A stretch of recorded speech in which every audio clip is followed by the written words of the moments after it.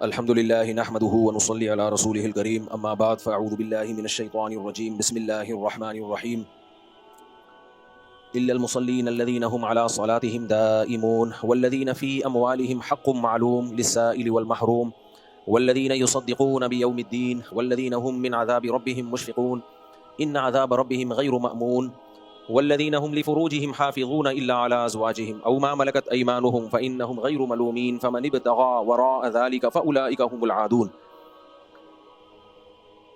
سورہ معارج کی ان آیات پر درس چل رہا ہے کہ انسان جلباز ہے، جب اسے کوئی مصیبت پہنچتی ہے تو جزا فضا شور شرابہ شروع کر دیتا ہے، خوشی پہنچتی ہے تو اترانا شروع کر دیتا ہے۔ لیکن کچھ لوگ ایسے ہیں جن میں کچھ علامتیں پائی جاتی ہیں، تو وہ علامتیں جن میں پائی جائیں وہ ایسے نہیں ہوتے، وہ غموں میں صبر کر لیتے ہیں اور خوشیوں میں شکر کرتے ہیں۔ وہ ان میں پہلی علامت اللہ نے بیان کی الا المصلین الذین هم علی صلاتهم دائمون، سب سے پہلی علامت کہ وہ نماز پڑھتے ہیں اور اپنی نماز کو پابندی سے قائم کرتے ہیں۔ قرآن مجید جو ہے وہ مثالوں کے ذریعے اصول اور ضابطے سمجھاتا ہے۔ اصل میں قرآن کا دعویٰ یہ ہے کہ یہ وہ لوگ ہیں جن کا اللہ سے بڑا گہرا تعلق ہے، اللہ سے گہرا رشتہ ہے۔ تو جب آپ کا اللہ سے گہرا رشتہ ہوتا ہے تو پھر آپ کی زندگی بہت ہی بیلنس ہوتی ہے۔ دیکھیں آج کل ڈاکٹر ہر چیز میں کہتے ہیں نا کہ ایک بیلنس ڈائٹ ہونی چاہیے، بیلنس لائف ہونی چاہیے۔ بیلنس کو اردو میں کہتے ہیں اعتدال، ایک معتدل زندگی۔ تو دنیا میں سب سے کامیاب انسان وہ ہے جس کی ہر چیز میں اعتدال ہو۔ جانوروں کی طبیعت میں اعتدال آٹومیٹیکلی اللہ نے ڈال دیا ہے۔ جتنے بھی جانور ہیں نا وہ معتدل ہی ہوتے ہیں، جو ان کے لیے سوٹیبل ہوتا ہے وہ اسی ٹریک پہ چلتے ہیں۔ انسان کو چونکہ اللہ تعالیٰ نے دماغ بہت زیادہ دیا ہے تو یہ 1.5 ہوشیار بننے کی کوشش کر لیتا ہے بعض دفعہ 1.5 ہوشیار، یا تو یہ ایک طرف بہت زیادہ چلا جائے گا یا یہ دوسری طرف چلا جائے گا۔ یعنی جو چیزیں اسے نظر بھی آ رہی ہوتی ہیں کہ میرے لیے نقصان دہ ہیں، کوئی غیب کی چیزیں نہیں ہیں، نظر آ رہی ہوتی ہیں، اس میں بھی اعتدال کے دامن کو چھوڑ دیتا ہے انسان۔ اب دیکھیں میں ڈائٹ کی مثال دیتا ہوں نا، ڈائٹ کا تعلق تو ہماری صحت سے ہے، مادی زندگی سے ہے۔ تو مادی زندگی کو اگر آپ مینٹین رکھنا چاہتے ہیں اور آپ یہ چاہتے ہیں کہ آپ کی ہیلتھ اچھی رہے، صحت اچھی رہے، تو اعتدال والی خوراک ہے یا افراط و تفریط والی خوراک؟ اعتدال والی خوراک۔ مثال کے طور پر ہماری باڈی کو پروٹین بھی چاہیے، تو اب آپ پروٹین ہی پروٹین کھائے چلے جا رہے ہو، صبح شام انڈے گوشت کے علاوہ کچھ کھا ہی نہیں رہے۔ ہو سکتا ہے آپ پروٹین کا ایک ڈبہ بن جاؤ، بہت سارے نقصانات آپ کی باڈی میں اتنے سارے ہوں گے۔ پھر آپ نے کہیں فضائل سنے کہ جی سبزیاں کھانی چاہیے، ان میں وائٹامنز ہوتے ہیں، منرلز ہوتے ہیں، تو آپ نے صرف آلو پیاز ٹماٹر ہی پھوڑنا شروع کر دیے، انڈے گوشت موش دودھ مود آپ کی فہرست سے بولو نکل گئے، تو بھی نقصان دہ، آپ باریک سے ہو جاؤ گے، یعنی گوشت نہیں ہوگا، فیٹ ہی ہوگا آپ کے اندر، اور چہرہ بے رونق ہو جائے گا۔ جو ویجیٹیرین ہوتے ہیں نا، ویجیٹیرین، ان کے چہرے پہ رونق نہیں ہوتی ہے، خوب سمجھ لو، چہرہ ہمیشہ گوشت خوروں کا ہوتا ہے با رونق، فیٹ کھانے والوں کا، ملائی پھوڑنے والوں کا۔ ملائی کھائی نہیں جاتی، ملائی پھوڑی جاتی ہے۔ میرے گھر والے دودھ میرے سے چھپا کے رکھتے ہیں آج بھی، جیسے ہی دودھ گرم ہونا اور اس کے اوپر ملائی آ جائے، ملائی جو اوپر تیر رہی ہوتی ہے تھوڑا سا ٹھنڈا تھوڑی سی ہو تاکہ ذرا صحیح طرح جم جائے، تو پھر میرے گھر والے انہوں نے پاسورڈ لگایا ہوا ہے دیگچی کے ڈھکن پہ، ان کو پتا ہے کہ یہ نہیں چھوڑے گا، تو وہ اس کا ایک الگ لذت ہوتی ہے۔ فریج کی ملائی نہیں، فریج کی جمی بھی وہ بیکار ہے، جو ایسے دودھ بوائل ہوا ہو اور اس پہ پھر ملائی تازہ تازہ آئی ہوئی ہو، وہ اتارنے کا ہی اپنا ایک منظر ہوتا ہے یار، بڑا ٹائٹ، ایسے زبردست اسٹائل سے اس کو اتار کے جب آپ پلیٹ میں ڈالتے ہیں اور چمچ سے پھوڑتے ہیں یا کسی بھی چیز سے، تو وہ بہرحال بیان سے ہٹ گیا ہوں میں ڈاکٹر کہتے ہیں وہ نقصان دہ وغیرہ وغیرہ، تو ہاں بات سبزی پہ چل رہی تھی، اس میں ملائی آ گئی نا تو وہ میں نہیں چھوڑتا۔ تو اس سے گھر والوں کو غصہ کیوں آتا ہے؟ پھر سوال پیدا ہوتا ہے، غصہ اس لیے آتا ہے کہ دودھ کا بیڑا غرق ہو جاتا ہے، دودھ سے سارا وہ کریم اتر گئی تو پتلا ہو گیا دودھ، تو سوال پیدا ہوتا ہے بھائی مفتی صاحب گھر والوں کو تو غصہ جب آ رہا ہے تو باہر سے منگا کے کھا لو تاکہ دودھ کا بیڑا غرق نہ ہو۔ اس کا جواب یہ کہ اس میں وہ ٹیسٹ ہی نہیں ہوتا جو باہر سے منگوا کے کھانے میں۔ جو اس طرح سے کھانے میں مزہ آتا ہے نا کہ آپ کو پتا ہے کہ کھاؤں گا تو ڈانٹ پڑے گی، کوئی غصہ ہوگا، اس میں جو کھانے میں مزہ ہے وہ ایسے کھانے میں مزہ نہیں ہے۔ ویسے بھی ہوٹل کی خرید کی کھاؤ وہ مزہ ہی نہیں آتا۔ اچھا خیر، تو بات یہ چل رہی تھی کہ گوشت خوروں کے چہروں پر، جو ہندو لوگ گوشت نہیں کھاتے نا، میں ان کو سمجھانا چاہ رہا ہوں کہ گوشت کھایا کرو۔ اللہ نے ہمیں مسلمان بنا کے ہم پر بہت بڑا فضل یہ کر دیا کہ دنیا میں بہت سارے مذاہب گوشت خور نہیں ہے، گوشت نہیں کھاتے۔ ہمارے مذہب میں گوشت کھانا ہمارے مذہب کا حصہ بنا دیا اللہ نے، بقرعید پہ بھی، عقیقے پہ بھی، ولیمے پہ بھی، تو یہ ہمارے مذہب کا حصہ ہے، ہم ویجیٹیرین ہو نہیں سکتے، کائنڈلی مجبوری ہے ہماری۔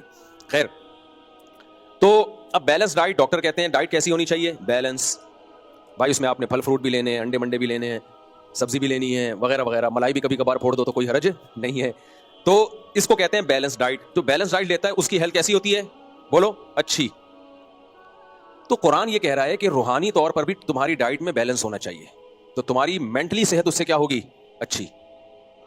یہ جو غموں میں ایک دم بوکھلا جانا, ڈپریشن میں چلے جانا اور خوشیوں میں آپے سے باہر ہو جانا, تکبر کرنے لگنا, دوسروں کو نیچ دکھانا, یہ اس کی علامت ہے کہ آپ سائیکو پیشنٹ ہیں. آپ مینٹلی ہیلدی لائف بولو نہیں گزار رہے. گوروں کی فزیکل لائف بہت اچھی ہوتی ہے, فزیکل ہیلتھ بہت اچھی ہوتی ہے, 90 سال بھی چلے جاتے ہیں.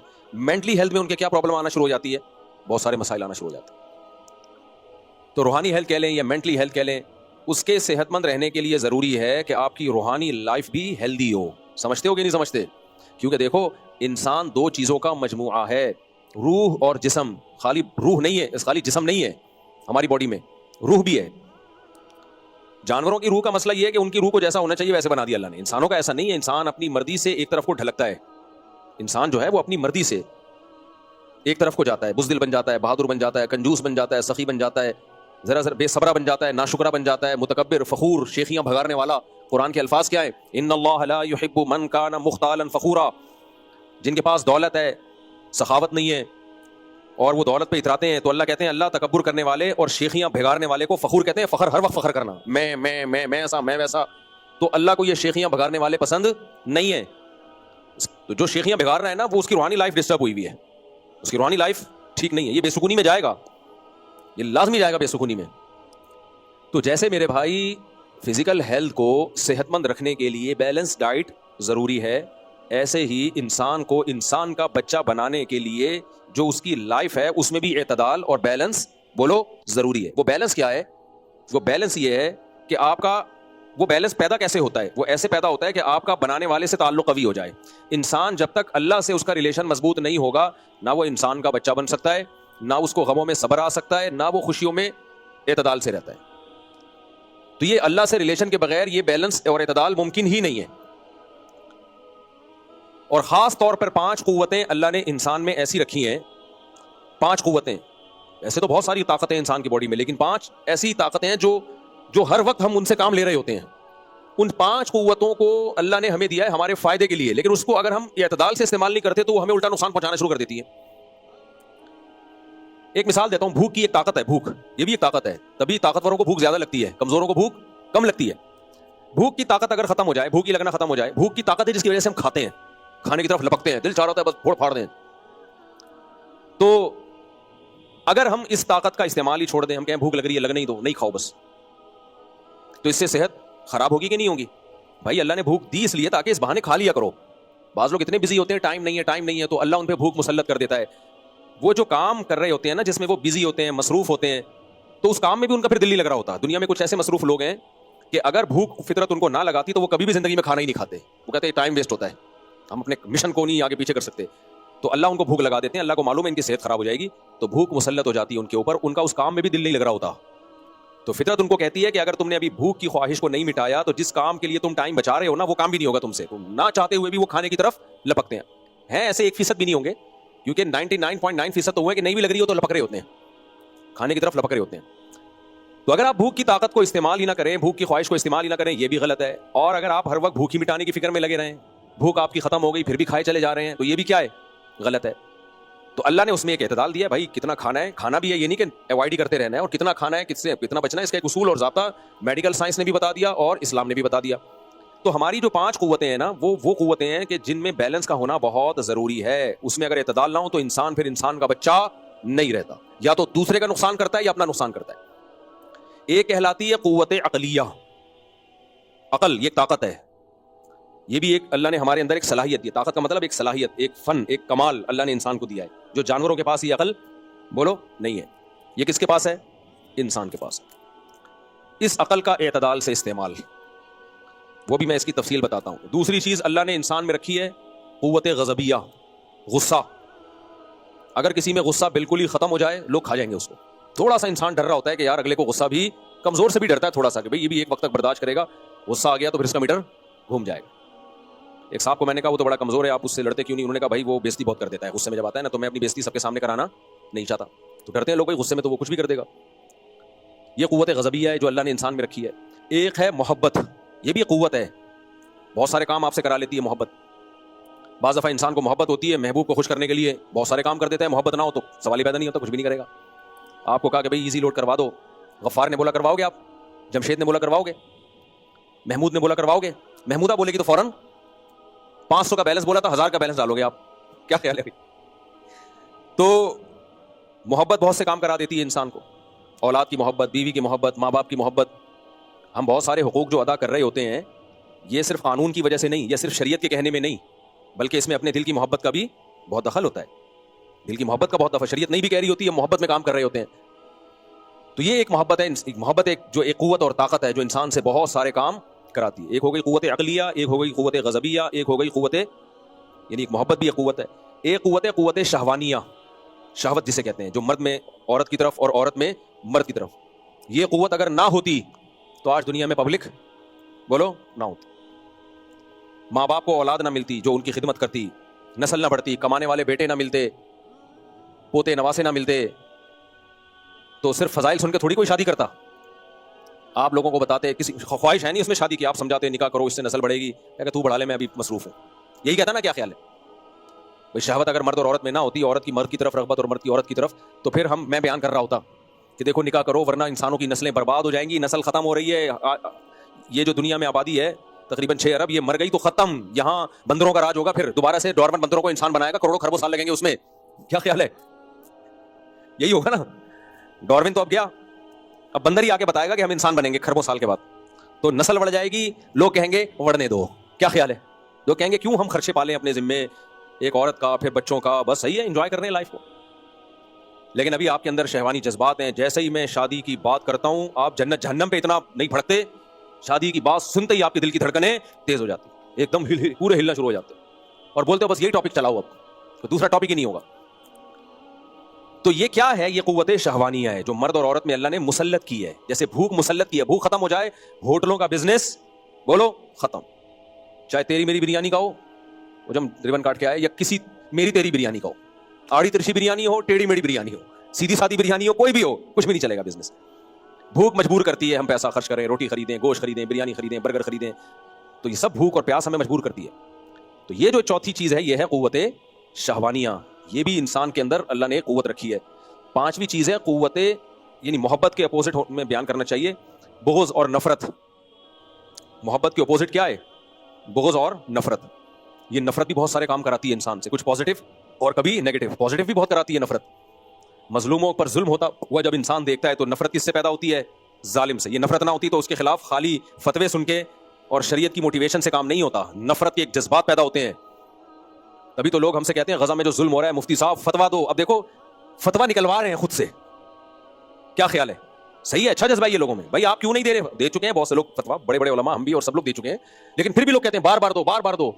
کسی اور ٹاپک پہ تو نہیں کہتے مفتی صاحب بار بار فتوا دو کہ سود حرام ہے, کیوں نہیں دے رہے فتوا؟ بار بار دو فتوا. مفتی صاحب بار بار فتوا دو کہ اکٹھی 3 طلاقیں ناجائز ہیں, بار بار. نہ بھائی ایک قوم پہ ہم ظلم ہوتا ہوا دیکھ رہے ہیں, جذبات بھڑکتے ہیں تو ایک دم ظالم کے خلاف نفرت کے جذبات پیدا ہوتے ہیں. وہ جذبات ابھارتے ہیں انسان کو, بھائی اس پہ کام ہونا چاہیے, ظالم کو پکڑو, جا کے مارو اس کو, روکو اس کو, بائیکاٹ کرو اس کا. تو یہ کام کون کرا رہا ہے؟ نفرت, بغض. سمجھتے ہو کہ نہیں سمجھتے؟ اور حقیقت ہے شریعت میں جیسے محبت کے فضائل ہیں نا, نفرت کے بھی بڑے فضائل ہیں اگر وہ صحیح جگہ پر ہو. اگر صحیح جگہ پر ہو تو شریعت میں جیسے محبت کے فضائل ہیں ایسے ہی بولو نفرت کے بھی ہیں. اسلام ہمیشہ محبت کا درس نہیں دیتا, بہت جگہوں پر نفرت اور بغض کا درس دیتا ہے. تبھی حدیث میں آتا ہے کہ الحب فی اللہ والبغض فی اللہ. جو اللہ کی نظر میں سب سے کامیاب ترین لوگ ہیں نا, جن کو اللہ اپنے عرش کے سائے میں جگہ دے گا, ان میں وہ لوگ بھی ہیں جو محبت بھی اللہ کے لیے کریں اور بغض بھی اللہ کے لیے کریں. قرآن کیا کہتا ہے؟ رحماء اشداء علی الکفار رحماء بینہم. صحابہ کی صفت بیان کی, یہ کافروں پہ, جو جنگ لڑنے والے کافر ہیں وہ مراد ہے, جو میدان جنگ میں لڑتے ہیں مسلمانوں سے, ان پہ بہت سخت ہیں, یہ نرم نہیں ہے, ان پہ ترس نہیں آتا ان کو. اور رحماء بینہم, آپس میں کیا ہے؟ رحم دل. ظالم پہ ترس آنا یہ بے موقع ہے. تبھی جو ڈاکوؤں کو پکڑ کے کوٹ رہے ہوتے ہیں اور جو ان کو بچا رہے ہوتے ہیں نا, میرا دل چاہتا ہے بچانے والے کو بھی اسی کے ساتھ لٹا کے کوٹو. یہ بے موقع ترس آ رہا ہے آپ کو. ڈاکو پہ اگر ترس آ رہا ہے تو آپ, اس کا مطلب آپ کے سافٹ ویئر اپڈیٹ کرنے کی ضرورت. یہ ڈاکو پہ جب اس ڈاکو کو چاہیے آپ کو بھی لوٹے, آپ کے بھی کسی بچے کو قتل کرے, شہید کرے, پھر ہم دیکھیں گے کتنا ترس آتا ہے آپ کو اس ڈاکو پہ. میں نیو کراچی میں امام تھا, ایک صاحب آئے, مجھے نوجوان بچہ تو نہیں تھا, نوجوان آدمی ٹائپ کا ہی پورا, کہنے لگا مفتی صاحب یہ نیو کراچی میں جب ڈاکوؤں کو پکڑ کے لوگ مارتے ہیں مفتی صاحب یہ بہت زیادہ مارتے ہیں، مفتی صاحب پلیز آپ بیان کریں، ایسے نہ مارو. کہہ رہے ہیں اس بیچارے کا حال کیا کر دیتے ہیں یہ مار مار کے. نیو کراچی میں اگر کوئی ڈاکو پکڑا جائے نا تو بہت ہی اس کا حشر نشر کرتے ہیں وہ. تو میں نے ان سے کہا، میں نے کہا ٹھیک ہے میں بیان کروں گا، ڈاکوؤں کو پھولوں سے مارا کریں، پیار سے مارا کریں، یوں کر کے ایک یوں چماٹ مارا کریں ڈاکوؤں کو. خدا کے بندے، ڈاکوؤں نے کتنے، جب جوان بیٹوں کی لاشیں گھر میں آتی ہیں جن کو ڈاکوؤں نے مارا ہوتا ہے، ماں باپ پہ کیا قیامت گزرتی ہے. جوان بیویوں کے جوان شوہر، جب جوان عورتیں بیوہ ہوتی ہیں، ہوا نا سویڈن سے میاں بیوی کا جوڑا آیا ادھر عید کے موقع پہ اور ڈاکوؤں نے مار دیا اس بیوی کے سامنے اس کے جوان شوہر کو، اور ایک چھوٹا بچہ، وہ بچہ بھی اپنے باپ کی لاش کو تڑپتا ہوا دیکھ رہا ہے. کیا گزری کہ ساری زندگی کے لیے وہ مینٹلی وہ متاثر ہو گیا. اب سامنے اپنے بچہ باپ کو تڑپتے ہوئے دیکھ رہا ہے اور بیوی اپنے شوہر کو تڑپتے ہوئے دیکھ رہی ہے. اور اس ڈاکو پہ ہمیں سمجھایا جا رہا ہے کہ کیا کھاؤ. تو ڈاکو کے بارے میں فتویٰ نہیں دے رہا، لیکن لوگوں کا جو طریقہ ہے وہ یہی ہے کہ جیسے تیسے ہو اس کو مارو جان سے. لوگ یہ کرتے ہیں، میں نہیں کہہ رہا کہ ایسا کرنا چاہیے کہ نہیں کرنا چاہیے، لیکن پبلک ایسا کرتی ہے. وجہ اس کی ہے کہ پبلک کے پاس اس کے علاوہ کوئی آپشن بولو ہے نہیں. پبلک کہتی ہے اور کیا کریں، پھر کیا کریں، پولیس کے حوالے کرنا چاہیے. تو پولیس کیا کرے گی؟ پولیس خود مجبور ہے، پولیس اس کو کورٹ میں لے کے جائے گی. کورٹ میں کوئی گواہی دینے کے لیے جاتا ہی نہیں ہے، کیونکہ جو گواہی دینے جائے گا اس کو پتا ہے اگلا نمبر اس کا ہے. تو پولیس بھی مجبور ہے، وہ کورٹ میں لے جائے گی. ویسے تو پولیس بھی کافی گناہ دھو دیتی ہے اس کے لے جا کے نا، کافی چترول لگا کے وہ اپنے ہاتھ مضبوط کرتے ہیں اس کے اوپر. ایکسرسائز جس پولیس والے نے بھی کرنی ہوتی ہے نا ہاتھوں کی چماٹوں کی، وہ شادی کے لیے تیاری کر رہے ہوتے ہیں کہ جب ہم پٹیں گے تو پھر ہم. وہ ایک آیا تھا نا، میم آئی تھی کہ ایک آدمی سینڈل خرید رہا ہے بیوی کے لیے، پہلے اپنے یوں ایسے ایسے مار کے دیکھتا ہے. تو دکان والے نے پوچھا کہ یہ کیا چیک کر رہا ہے؟ کہہ رہا ہے چیک کر رہا ہوں، بعد میں مجھے پڑے گی نا تو برداشت کر لوں گا کہ نہیں کر لوں گا برداشت. خیر، تو یہ ہے قوت غضبیہ یا نفرت یا بغض. اور بھی قوتیں ہیں لیکن انسان کی زندگی میں سب سے زیادہ کردار ان قوتوں کا ہے. تو ان قوتوں میں بیلنس سمجھتے ہو، اعتدال. ہم عقل سے شروع کرتے ہیں. عقل کا ایک ہے بالکل ہی استعمال نہ کرنا. تبھی قرآن بار بار کہتا ہے افلا تعقلون، تم عقل سے کام کیوں نہیں لیتے. اب مشرک لوگ، غیر مسلم لوگ عقل سے بالکل کام لیتے ہی نہیں ہیں. ڈاروین نے ان کو بول دیا ہم بندر سے بنے ہیں. ابے بندر کس سے بنا ہے؟ بندر پتہ نہیں کس سے بنا ہے. وہ کس سے بنا ہے؟ وہ ایک سیل سے بنا. ابے یہ آنکھ خود بہت کیسے بن گئی بھائی؟ یہ کیسے ہو گئی؟ پاگلوں والی باتیں کر رہے ہو. مالکم کیف تحکمون، تمہیں کیا ہو گیا؟ کھوپڑی استعمال نہیں کرتے. قرآن ان لوگوں سے کہتا ہے آنکھ ایک بہترین ڈیجیٹل کیمرہ ہے، ایوالو ہو کے یہ. اچھا میں بار بار ایک بات کہتا ہوں، ایتھیس اور ملحد لوگ نا آپ کو اس زندگی کے شروع میں تو پھنسا دیتے ہیں، لے جاتے ہیں، لیکن جو اصل سوال ہے اس کو پی جاتے ہیں ہمیشہ. جیسے اہل حدیث لوگ جب 3 طلاق کی بات آئے گی نا وہ گھماتے ہیں، آپ کو گھماتے ہیں. جو اصل ہمارا کوشچن ہے اس کو پی جاتے ہیں کہ حضرت عمر نے حلال کو حرام کیسے کر دیا. یعنی 3 طلاق کو ایک قرار دے کر جس کے لیے حلال بیوی تھی اس پہ حرام کر دی، جس کے لیے حرام تھی اس کے لیے حلال کر دی. یہ سیاست تھوڑی ہے، تو دین میں تحریف ہے. آپ یہ بولو کہ حضرت عمر نے دین میں تحریف کی اور سارے صحابہ نے ٹھنڈے پیٹوں اس تحریف کو برداشت کر لیا. تو یہ بولو نا، منہ سے پھوٹو نا. کچھ شرم کیوں آ رہی ہے یہ بولتے ہوئے؟ بولو تاکہ ہمیں پتہ چلے آپ کا دعویٰ کیا ہے. لیکن اہل حدیث بہت گھمائے گا بات کو طلاق کے مسئلے میں. اس بات کا جواب قیامت تک نہیں دیں گے، بلکہ وہ گھمائیں گے تمہارے فلاں دیوبندی نے بھی 3 کو 1 کہا، فلاں نے سارے دیوبندی بھی بول دیں ہماری صحت پہ اس سے فرق نہیں پڑتا، ہم نے کلمہ اللہ کے رسول کا پڑھا ہے صلی اللہ علیہ وسلم، اور صحابہ نے سب سے پہلے دین کو سمجھا ہے. تو آپ ہمیں کیا سمجھتے ہو؟ ہم دیوبندی کا ہمارے ساتھ اگر دم لگی ہوئی ہے تو کیا ہم قرآن و سنت چھوڑ دیں گے؟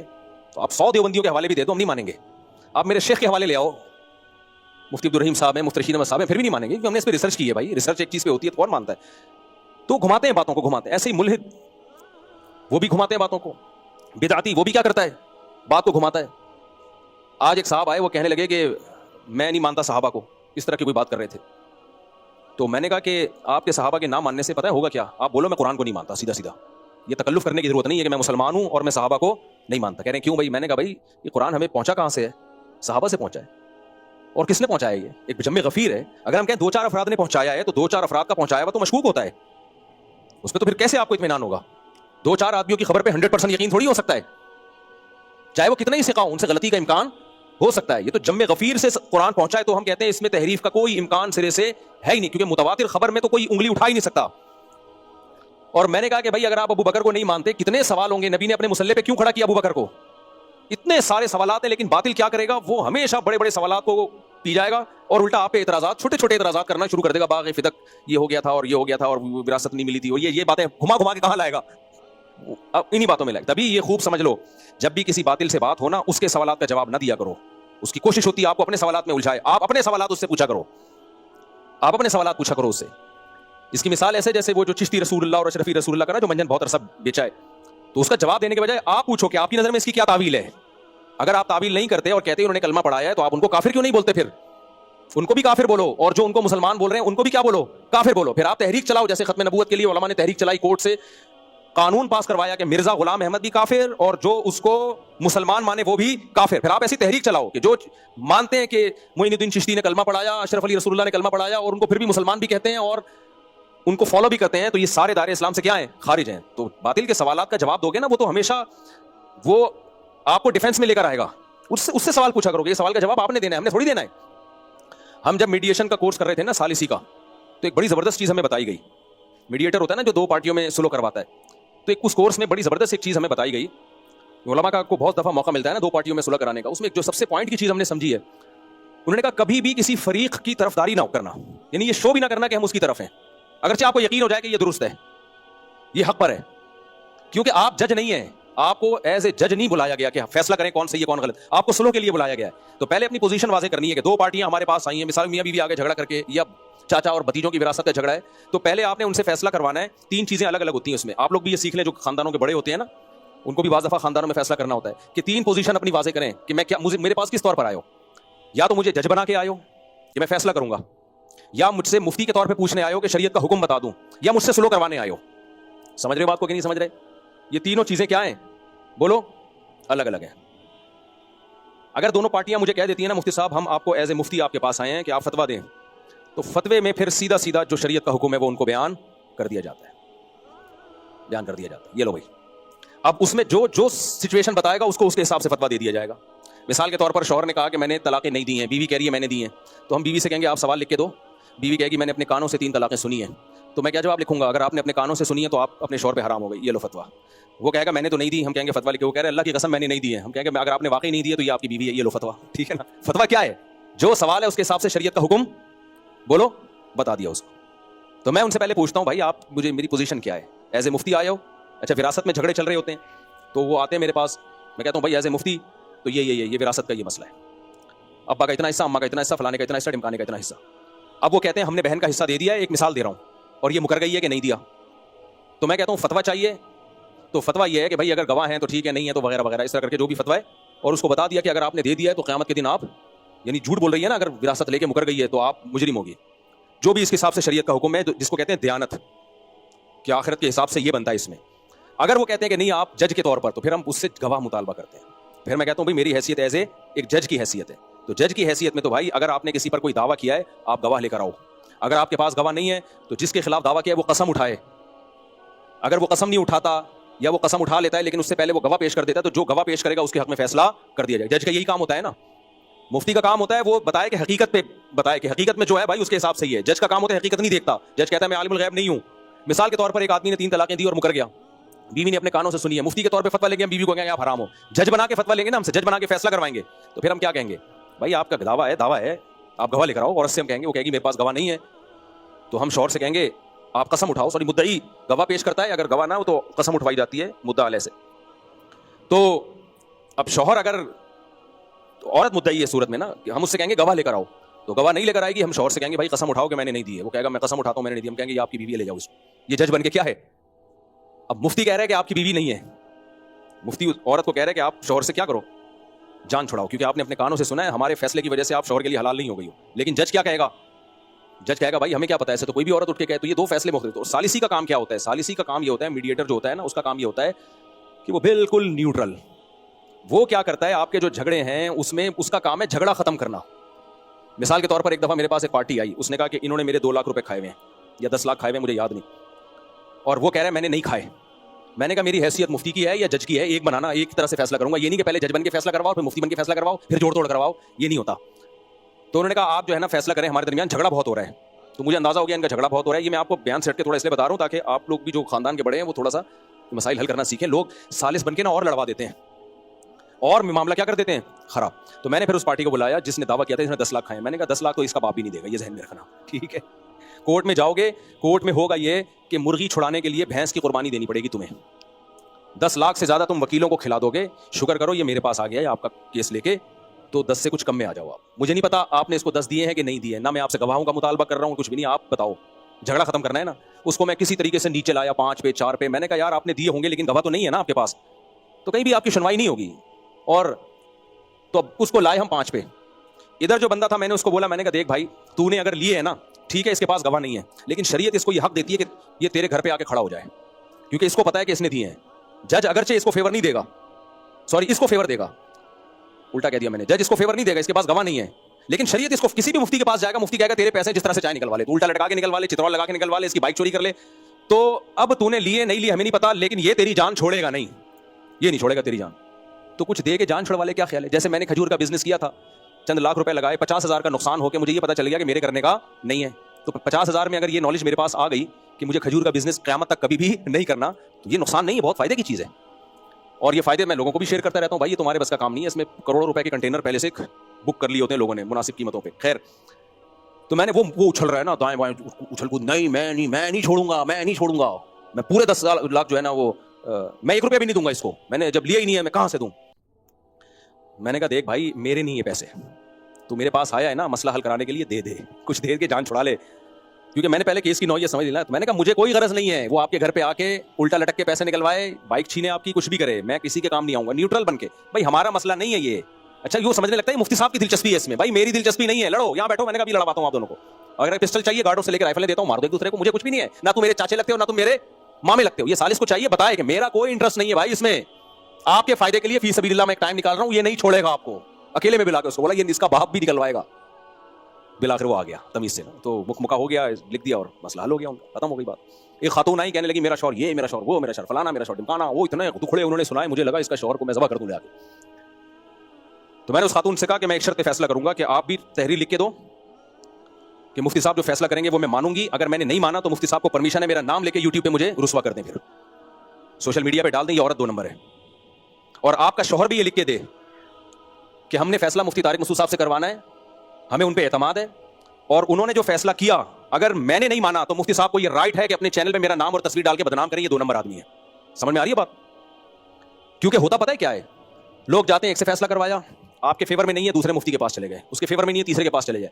फिर होता ये कि जब कोई पार्टी में से एक समझ रहा होता है मेरा मुझे कहीं से भी फेवर नहीं मिला, फिर कोर्ट में जाता है वो. तो जब मैंने ये कहा ना मेरा दिमाग खाया हुआ था ना, बार बार खातून भी और वो बंदा भी बार बार मैंने कहा लिख के दो, एक तरफा बात सुन के मैं कभी फैसला नहीं करूंगा, मेरा कोई झगड़ा नहीं है आप दोनों से, लिख के दो. बच्चों का फट्टा चल रहा था मेंटेनेंस वगैरह का, तो वो खातून ने लिख के दे दिया. जब मैंने राब्ता किया मर्द से तो पता चला खातून ने केस भी किया हुआ कोर्ट में. उस मर्द ने कहा फिर ठीक है मैं लिख के दूंगा लेकिन कोर्ट से केस खत्म करें. मैंने खातून से कहा कोर्ट से केस खत्म, उन्होंने कहा नहीं. मैंने कहा ये डबल गेम नहीं चलता, कोर्ट में भी केस किया हुआ है कि यहां से नहीं हुआ तो वहां से, ये डबल गेम नहीं चलता. मैंने कहा इतना हमारे पास फालतू टाइम नहीं है, तो आप अपना मसला खुद हल करो जाके.